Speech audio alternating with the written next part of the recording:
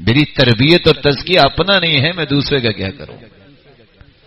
اور آپ سوچئے کچھ چیزیں آف دی ریکارڈ بھی ہوتی ہیں، انسان سمجھ جاتا ہے کھانا اگر گھر میں ہی پکنا ہے تو انسان نا، اگر انسان ہے تو اس کی ایسی ضروریات بھی ہیں، اگر لمبے یہ ناخن ہوں گے تو اس کے اندر کیا ہوگا؟ اس ہاتھ کو کہاں انسان استعمال کرتا ہے؟ کھانا بھی اسی سے پکانا ہے۔ کون سی الطہور شطر الایمان میں؟ الطہور شطر الایمان کا معنی تو میں نے سنا ہوا ہے، صفائی نصف ایمان ہے، لیکن میں نے کبھی سوچا ہے کہ میں کبھی یہ دیکھ لوں کہ میری بیٹی اور بیٹا اور میری بیوی کا وضو جو ہے وہ پورا ہے کہ نہیں؟ کس بندے نے آج تک اپنے گھر والوں کا وضو چیک کیا ہے؟ اللہ جانے زیادہ ہی خوف زدہ نہ ہو جائے، ایسا معاملہ تو نہیں ہے؟ ماشاءاللہ ہمت سے بول رہے ہیں، لگتا ہے خاصے بہادر لوگ بیٹھے ہیں۔ یہ دین ہے، اپنے گھر والوں کو دین میں اپنے ساتھ لگایا کرو۔ اور میں ایک کلمہ، ایک سینٹنس بولنے لگا ہوں، کام آئے گا۔ جب آپ اپنے پیاروں کے ساتھ سفر پہ جاتے ہیں تو لمبا سفر طے کر لیتے ہیں، اگر اپنے پیاروں کے ساتھ سفر نہیں طے کریں گے تو اکیلے جا کے تھک جائیں گے۔ بچوں کو ساتھ لے لو، بیوی کو ساتھ ملاؤ۔ اسی لیے سلف صالحین اپنی بیٹیوں کو سکھاتے تھے۔ اس نے کہا کہ شادی کرنی ہے، کہا کو اگر ایسا شخص ہے جو رات کو مجھے تہجد کو اٹھائے اور قیامت کو جنت میں میرا ہاتھ پکڑ کے لے جائے تو میں تیار ہوں شادی کے لیے، وگرنہ فالسلام علی الرجال، میرا مردوں کو سلام کہہ دینا۔ ذہن دیکھیے۔ اور ہمیں یہ ہوتا ہے کہ ہم وہاں اپنی بیٹی کا نکاح دیں گے جہاں اس کو اچھا گھر مل جائے، جہاں گاڑی مل جائے، نماز ملے نہ ملے۔ اور میں تو حیران ہوتا ہوں، آ کے گزارش کرتے ہیں دعا فرما دیں جی۔ کیا دعا کروانی ہے؟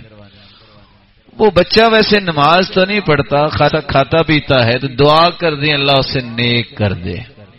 تو میں نے کہا اگر آپ بچہ کو نیک لے لیتے تو آ کے کہتے دعا کر دیں امیر ہو جائے، تو دعا نیکی کی قبول ہو جائے گی، امیر ہونے کی نہیں قبول ہوگی۔ دونوں دعائیں اللہ سے کرنی ہے نا۔ یہ ہماری سوچ خراب ہے۔ سوچ یہ ہے، سعید بن مسیب کی بیٹی کے بارے میں وقت کے حکمران نے کہا تھا اس کا وزن کرو، جتنا اس کا وزن ہے ہیرے جواہرات لے کے میرے ساتھ نکاح دو۔ کہا جاؤ، یہ نہیں ہو سکتا۔ ابو وداع اس کا شاگرد جس کی بیوی فوت ہوئی، کہا بیٹا کچھ دن سے آپ آ نہیں رہے۔ کہا استاد محترم ماں باپ پہلے نہیں تھے، بیوی ایک تھی وہ بھی فوت ہوگی۔ کہا بیٹا کلاس کے بعد میری بات سننا۔ بات سنی، لوگوں کو اکٹھا کیا، بیٹا پسند کرو گی میں اپنی بیٹی کا نکاح آپ کے ساتھ کر دوں؟ نکاح کر دی۔ پڑوسیوں کو کہا کہ ان کا خیال کرنا، برکت اللہ دے گا۔ کہاں وقت کے حکمران کے ہیرے جواہرات کا وزن، کہاں دین کو ٹاپ پریورٹی پہ رکھنا۔ 7ویں دن کے بعد جب جانے لگے، کہاں جا رہے ہیں؟ آپ کے ابا سے پڑھنے جا رہے ہیں۔ اگر آپ پسند کریں تو میرے ابا کے پاس جتنا علم ہے وہ مجھے سکھا کے بھیجا ہے، میں بھی پڑھا سکتی ہوں اگر آپ اجازت دیں۔ آج بہت اچھی کوکنگ کرنے والی ماں بہت لاڈ کرتی ہے اپنی بیٹیوں کے ساتھ، اتنا لاڈ ہے کہ اس کو یہ پتہ نہیں کہ چائے میں سپون کون سا رکھتے ہیں۔ کیسی تربیت ہے! اور پھر کہتے ہیں بڑی منت سے انہوں نے ہم سے بیٹی لی تھی، اب اس کا خیال نہیں کر رہے، تو تم نے سکھایا کیا اس کو؟ اور پہلے دن ہی جھگڑا یہ ہوتا ہے میں نے کام نہیں کرنا تو کیا کرنا ہے؟ کیا کرنا ہے پھر؟ یہ تربیت نہیں ہے. سیدہ فاطمہ سے بھی مہنگی کو بیٹی دنیا میں پیدا ہوئی ہے. سیدۃ نساء اہل الجنہ، جنتی عورتوں کی سرتاج. لیکن گھر میں جھاڑو خود دیتی تھی، کھانا خود پکاتی تھی، مشکیزہ بھر کے اٹھا کے پانی خود لاتی تھی، اور آٹا بنانے کے لیے چکی خود چلاتی تھی. آج کل کی عورت کیا کرتی ہے؟ اس کو شکر کرنا چاہیے کہ اللہ نے بہت آسانیاں کر دی ہیں. اور سیدہ خدیجہ رضی اللہ تعالی عنہا کا قصہ تو آپ نے سنا ہوگا. نہ اس وقت اوون، نہ گیس، نہ آج کل کی یہ سسٹمز، نہ اپلے. اس دور میں کس طرح کھانا پکایا ہوگا؟ وہ بیت اللہ میں دیکھیے تو غار حرا میں بیٹھے بیت اللہ نظر آتا تھا.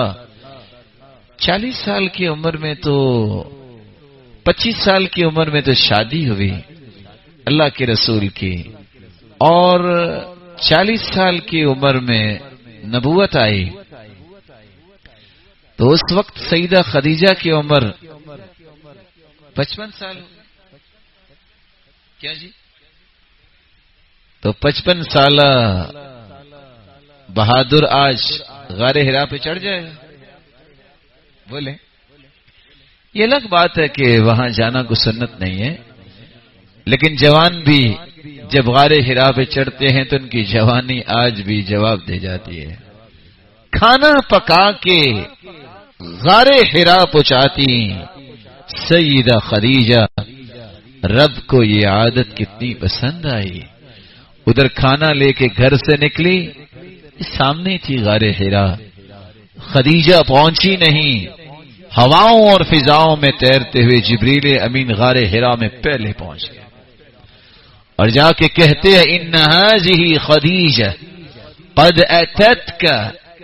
اے اللہ کے پیغمبر، خدیجہ آ رہی ہے. بیدها اناء فیہ طعام او شراب او ادام. اس کے ہاتھ میں کیسا برتن ہے؟ ہو سکتا ہے کوئی ٹفن ٹائپ ہو جس میں کھانا بھی ہے اور پانی بھی ہے اور سالن بھی ہے. خبر بھی دے دی، ساتھ 3 خوشخبریاں سنا دی. جبریل امین کہتے ہیں فَإِذَا أَتَتْكَ فَقْرَ عَلَيْهَا السَّلَامَ مِنْ رَبِّهَا. اللہ کے محبوب جب وہ آ جائے تو خدیجہ کو کہنا خدیجہ تیرا رب تجھے سلام کہتا ہے. وَمِنِّي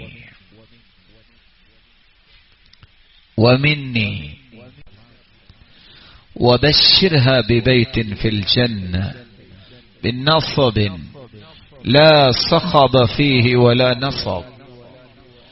جب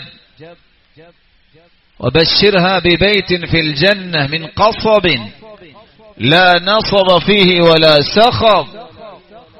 اور اس کو جنت کی خوشخبری بھی دے دینا تیرا ایسا محل تیار کیا ہے جس میں نہ تھکاوٹ کبھی ہوگی نہ کبھی شور آئے گا. تم آج غار حرا پہ چڑھی ہو، تھکاوٹ بھی ہوتی ہے اور پہاڑوں پہ چڑھنے والے بتاتے ہیں کانوں میں بھی شور و غل آتا ہے، لیکن خوش ہو جاؤ جنت میں تیرا ایسا گھر ہے جس میں تھکاوٹ کبھی نہیں ہوگی. آج کس طرح ظاہری اور مادی تزکیہ ہو، ہمیں صرف دنیا کی واہ واہ نے ہی پریشان کر دیا. ہم الطہور شطر الایمان تو دور کی بات ہے، ہمارے تو فکر میں صفائی نہیں رہی. ہم نے تو خدمت سے جی چرانے کو ہی اپنا مشن بنا لیا. اس طرح تزکیے نہیں ہوا کرتے، اس طرح تربیتیں